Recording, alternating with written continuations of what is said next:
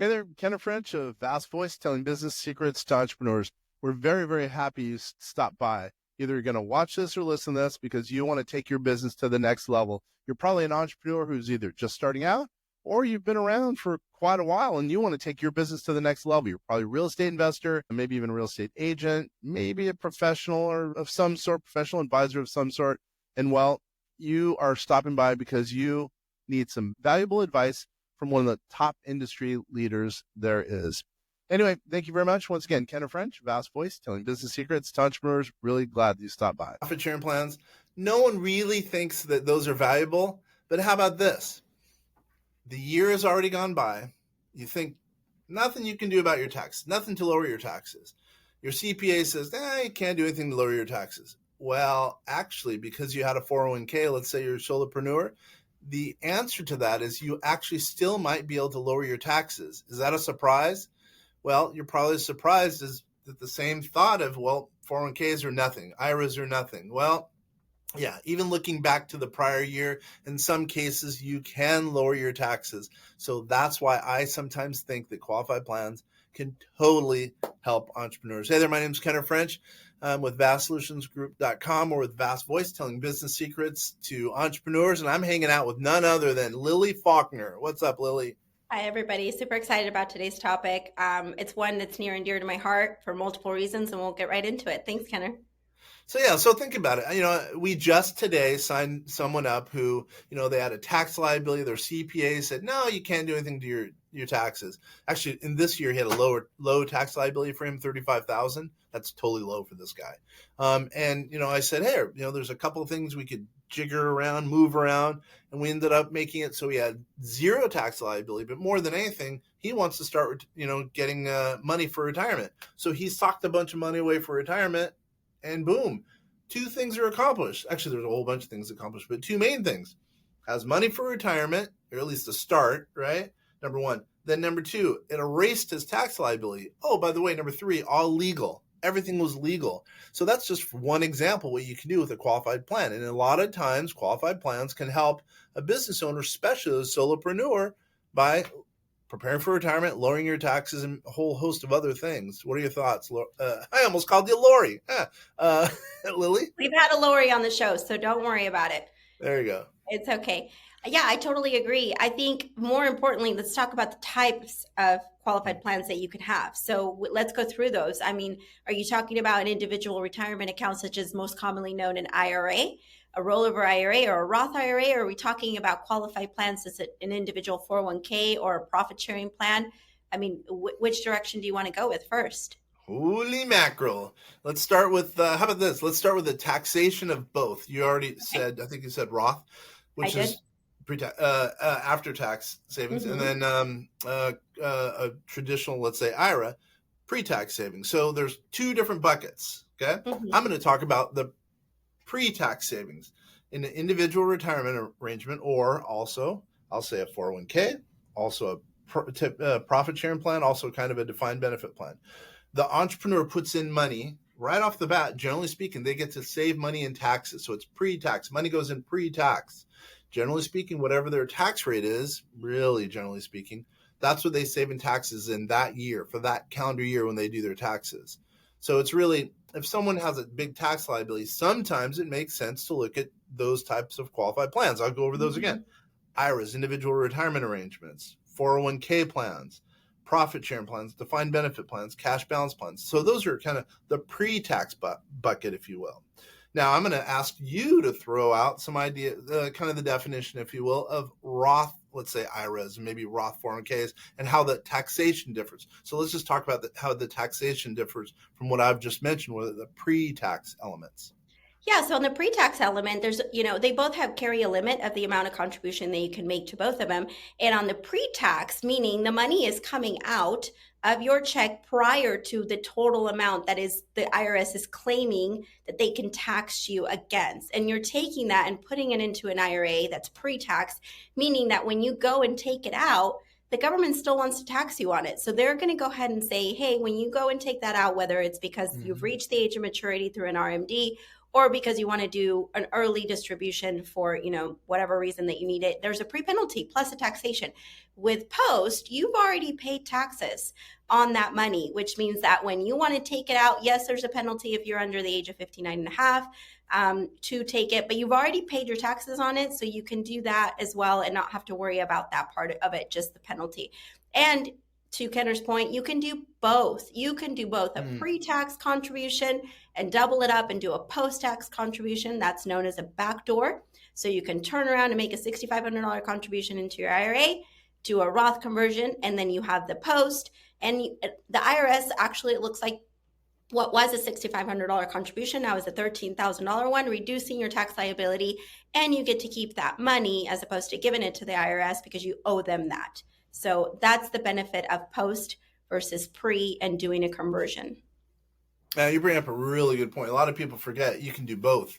In some cases, it's called arbitrage, tax arbitrage. In some cases, it makes sense to do both. You do some pre-tax, some post-tax.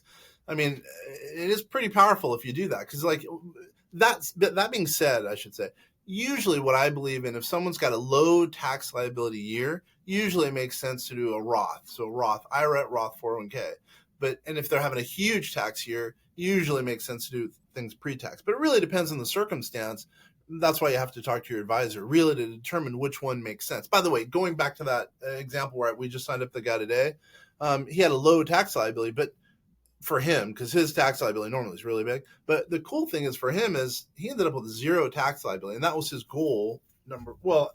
Basically number one, then also number two, start, saving for retirement. So, I mean, it can be so powerful, and people laugh, I won't say laugh, but to a certain extent, they laugh at a 401k. They think, 401k, I can only put in whatever it is, $22,000. But man, even that saves you whatever, $7,000. If you're in California, it could be, $11,000, depending on the circumstances. That $11,000 adds up. It does. Now, can I do everything? Can I do both a personal and a business one and attach the solo 401k or profit sharing plan with, I'm the employee and the employer and do contributions both? Or are we tampering into a simple IRA situation if I'm both the employer and the employer? What do you recommend? Yeah, depends on the circumstances. I always say, right? Any good consultant says that. But yeah, you can add them on. I call it stacking. You can have depending on the circumstances, you can have an IRA, you can have 401k, you can have profit sharing plan, cash balance plan, defined benefit plan. You could stack them all, and that gives you a huge savings. I mean, we did one for, I think it was 37-year-old guy, and he ended up being able to put away $200,000. And that's just one example because he stacked them all together. There's mass different tests. That's what we do here at BassSolutionsGroup.com. We have a third-party administrator group. But generally speaking, stacking them saves you a lot of money. It allows you to put away a lot of money for retirement at the same time, lowering taxes. Now, that guy was in California. I don't know how much he saved in taxes, but even if it was $70,000 in savings, hey, $70,000 can, afford him to be able to go hire a new employee, and who knows, maybe make his business grow that much bigger. Gotcha. So we've talked about what they are, but what is it going into? I mean, is the door wide open for the type of investment that you can go and put this in, be conservative or not, and have that also grow? Because you're telling yourself you put in 6,500, but if you do a conservative investment or something, mutual funds, stocks, whatever it is, then that can grow in and of itself. So what platform is that going into, and what are the parameters for that? Yeah, that's a really good question. So a lot of people don't know the IRS does not, and Congress doesn't have a list of things you can invest in. This is going to sound counterintuitive. They have a list of things you cannot, and it's a very small list. So meaning a lot of people don't realize you can invest in real estate. You can invest in foreign assets. You can invest in sometimes precious metals. You can invest in even insurance. People say you can't invest in insurance. You can. And of course, stocks, bonds, mutual funds, etc. So yes, you can invest in kind of what I would call the alternatives. Sometimes we call them hard assets, but you can. And if really someone wants to invest in their own beliefs, we even have a situation where we set them up, our clients, solopreneurs, as what's called the trustees. So they are basically in control of the assets. They're in control of the management. The downside of that is sometimes they don't know what they're doing, by the way. Then they end up losing some of the assets. But it's it's up to them. It's, they're in control of the assets. So, and I think a lot of clients more and more are liking that. They have control of the assets. They're not having to go to a financial advisor. No offense against the financial advisor, but they're not going to a financial advisor and having them invest the assets. Instead, they're in charge overall of the investments, and hopefully they're going to end up managing it so it goes well. And if not, it's on their shoulders.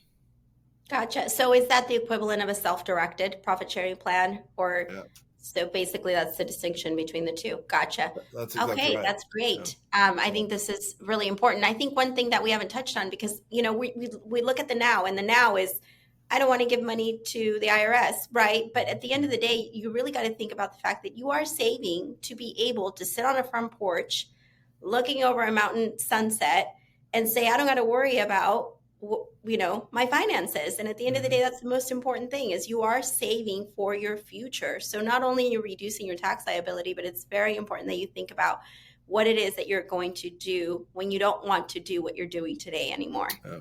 So I look at I think all retirement is a long vacation, probably the longest vacation you're going to have, 20 years.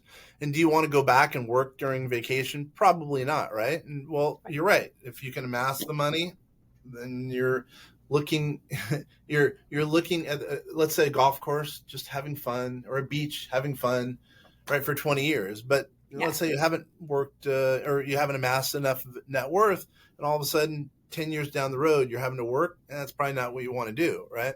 So really the goal is to not work during a very, very long vacation, basically, just like you said. Yeah. This has been a great time to learn about this.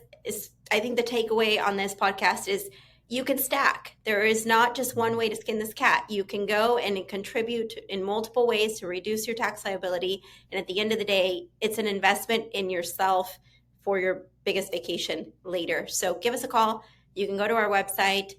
You can, give us a call, and that way we can help you with that stacking, because we definitely can chat with you as to everything that Bass has to offer to be able to make sure that you are saving for yourself and your future.